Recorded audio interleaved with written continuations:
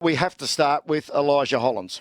We will start with Elijah Hollands. And, speaking of feeling sickly, it was a different sort of sick feeling watching that vision after the game on the Channel 7 coverage when it emerged that Elijah Hollands had clearly been suffering from some form of mental health episode during the Collingwood game. Fascinating in that it was really diagnosed initially by the crowd in terms of public consumption, because it wasn't mentioned on the commentary of Channel 7. I don't think it was mentioned by Fox Footy.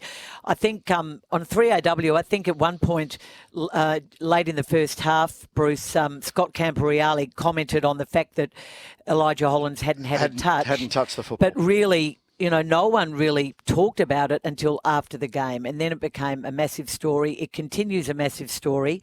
It is being treated as a health investigation, which is being run by the AFL and their head of health, Laura Kane.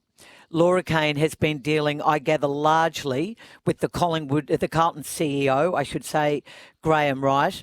But in a week where we have seen mismanagement, unacceptable and inexcusable mismanagement off the field, I think we have to say that this is what seems to have happened on the field with Elijah Hollands.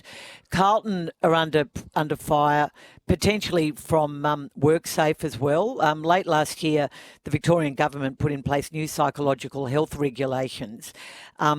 Given that Carlton is saying that this is a mental health episode, there's, I think, definitely enough evidence here for WorkSafe to investigate. Of course, a big AFL and sponsor of football across the industry, WorkSafe, so that's one to watch. But in terms of Carlton, there were two doctors. Matt Chamberlain is Carlton's head medical officer. He was the head of, I think he was the swimming medico for the Rio Olympic team and the Tokyo Australian Olympic team. There was another doctor, a nurse, and Coach Michael Voss.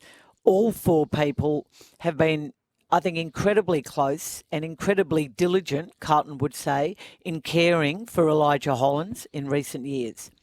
All four allowed him to go back onto the ground at quarter time, at half time, and all four were aware to some extent that something was not right.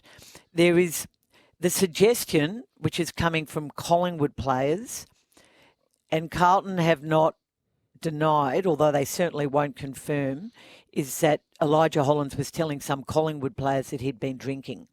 Sam Edmonds on another radio station said yesterday that drugs were not involved. I'm not sure where Sam has got that information from. He's obviously been told that by someone at Carlton, but I certainly can't confirm that, and I don't know whether Elijah Hollands was drug tested or whether we would even know the day after the game whether drugs were involved. Obviously high anxiety, obviously a mental health episode, and obviously those four people are going to be questioned by the AFL. But it is it is a situation of potential medical negligence, alleged medical negligence, that Carlton are being looked at. You also have to question why Chris Davies, the new head of football, who may not have been directly involved on the night with Elijah Hollands, but could have come over the top, I guess, of Michael Voss or of Matt Chamberlain or his fellow doctor and nurse, why, he didn't see fit to intervene. Was Graham Wright, the CEO and a footy boss of long time standing, aware, and why didn't he get involved? So Carlton are right. I believe them when they say, please, and Michael Voss has said this from the outset, please don't say we are not caring about Elijah Hollands. We may have made a mistake, but it wasn't because we didn't care. My understanding is that the player spoke with the coach during the game and did not want to come off. I think the decision was the wrong one. It was clearly the wrong decision to let him keep playing. Out of all those people you've mentioned, I don't think you actually mentioned his teammates, and in particular the senior leaders of the team, starting with Patrick Cripps, the skipper and the leadership group. How on earth did they not pick up in the pre-game huddle, any of after goals, quarter time break, We're staggered that they weren't more vocal from Patrick Cripps down. And obviously, we know that Elijah Hollands' brother was playing alongside him in the team as well. But they're not the ones being investigated here. This is a medical investigation.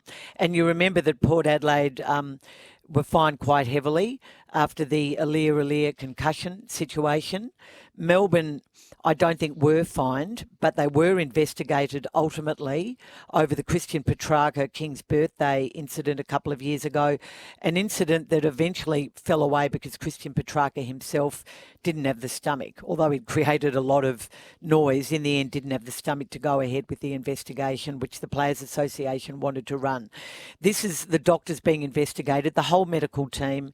And again, I question why Michael Voss, although he may have thought he was showing care, why he made the judgment he did, even if the player wanted to stay on the ground when, look, I can't prove that there was alcohol involved, but it's coming strongly from Collingwood players that there was. And even if there wasn't... Just to clarify that, not that they could smell alcohol on him, the fact that he was saying to some Collingwood players, I've been drinking. Both, but neither can be confirmed by me. And I only mention it now because no one at Carlton has shut it down. What's your understanding in the pre-game? Like, for instance, if you're not feeling well, you'd go to the doctor, basically, whether you've got a cold or what have you. Is there any understanding of when he wasn't feeling normal, when he was feeling unwell? Was that in the pre-game, during the day, or did this all come on during the game? What's your understanding of that progression?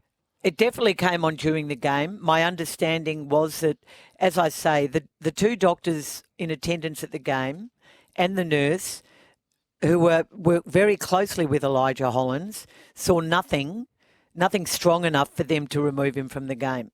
Now, I cannot understand why they didn't and why they didn't at quarter time or certainly at halftime and certainly earlier than, when things started to really unravel in the third quarter.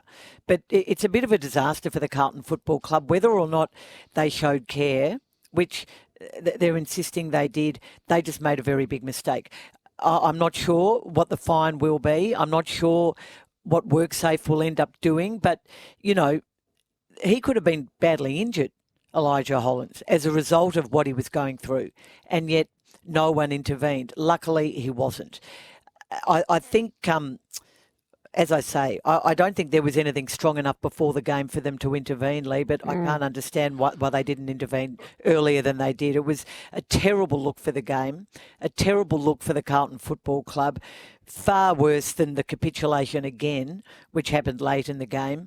But, again, to be perfectly brutal in sporting context, they lost another game where they capitulated. They lost it by a kick.